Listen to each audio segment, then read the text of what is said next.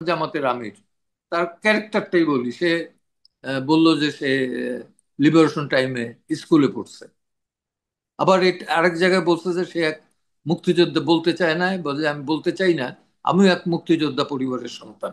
গৃহযুদ্ধের কথা কে বলতেছে? শোনেন, অনেকেই অনেক কিছু বলে। যখন গৃহযুদ্ধ তো বলতে মানে কি যে আপনি আমি যদি দুইজনে দুই পক্ষের হয়ে লড়াই করব, তা না। বাংলাদেশ বাংলাদেশই থাকবে। শোনেন, আমরা পাকিস্তান আর্মির সামনে কিন্তু একাত্তরে সেইভাবে অস্ত্র দিয়ে শক্তিশালী ছিলাম না। বলতে গেলে পরে একরকম খালি হাতেই কিন্তু লড়াইতে নেমেছিল। সেই লড়াইতে কিন্তু শেষ পর্যন্ত 1 লক্ষ, 1 লক্ষ না হোক 96,000 পাকিস্তানি সৈন্য কিন্তু আত্মসমর্পণ করতে বাধ্য হয়েছে। আপনি সিদ্দিক সালিকের উইটনেস টু সারেন্ডার পড়লে পরে দেখবেন যে তারা অবরুদ্ধ ছিল একটা পর্যায়ে। তো এই অবরুদ্ধ তো ভারতীয় বাহিনীর দ্বারা হয় না, বাংলাদেশের মুক্তিযোদ্ধাদের দ্বারাই কিন্তু তারা অবরুদ্ধ ছিল। সন্ধ্যার পরে বের হইতে সাহস পেত না, এবং দরজায় দরজায় গিয়ে যে নক করতো যে এখানে মুক্তি আছে কিনা, মুক্তি আছে কিনা। ইয়াং ছেলে দেখলে পরে তাদের একটা আতঙ্ক ছিল যে বোধহয় মুক্তি বাহিনীর লোক। তো সেই দেশ ইউটার্ন করবে, এইটা আমি বিশ্বাস করতে পারিনি। এইটা আবার দক্ষিণপন্থী হবে, পাকিস্তানপন্থী হবে, কিছু লোক হইতে পারে। কারণ এই যে ধরেন জামাতের আমির, তার ক্যারেক্টারটাই বলি। সে বলল যে সে লিবারেশন টাইমে স্কুলে পড়ছে। আবার আরেক জায়গায় বলছে যে সে এক মুক্তিযোদ্ধা, বলতে চায় না, বলে আমি বলতে চাই না আমিও এক মুক্তিযোদ্ধা পরিবারের সন্তান। আচ্ছা। মুক- বলছেন উনি। হুম হুম। ইউটিউবে দেখলাম যে বলছেন যে উনি এক মুক্তিযোদ্ধা পরিবারের সন্তান। আবার বলছেন যে স্কুলে থাকাকালীন উনি জাসদ করতেন, পোস্টার টোস্টার লিখতেন, টিখতেন। খেয়াল করেন। এবং বললো যে পরবর্তীতে এসে দেখলাম যে না, তারা আবার কিসে গেছে, আর্মস নিয়ে এসে গেছে।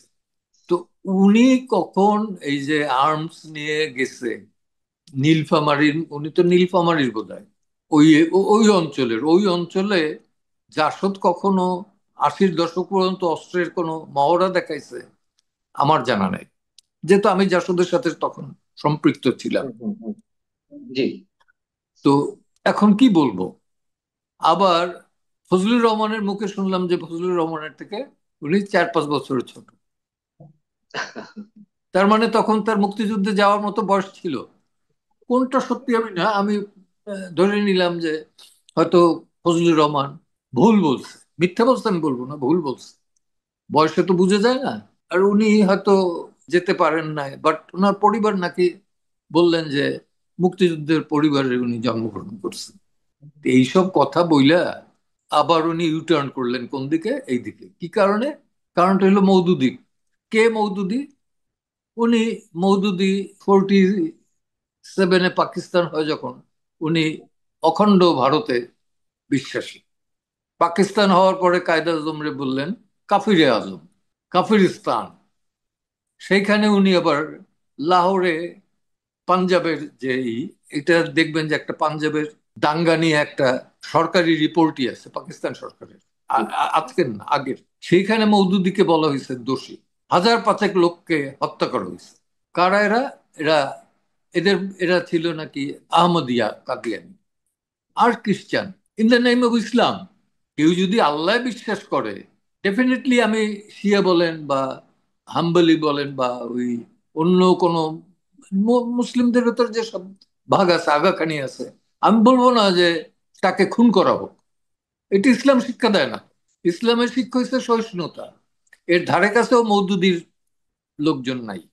আর বাংলাদেশে যারা আছে তারা তো নিজস্ব পদ্ধতির ইসলাম সৃষ্টি করতে আছে।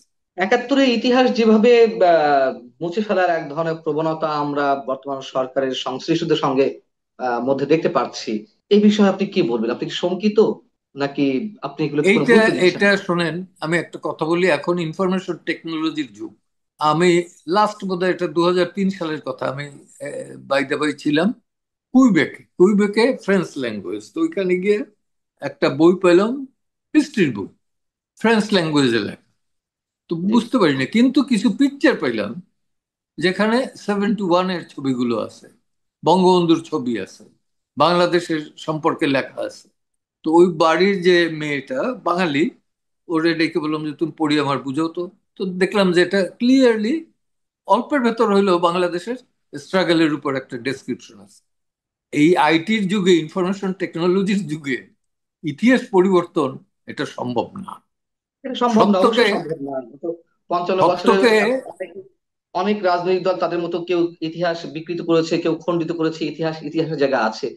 এটা নিশ্চয়ই আমাদের চেয়ে আপনার অভিজ্ঞতা অনেক অনেক বেশি।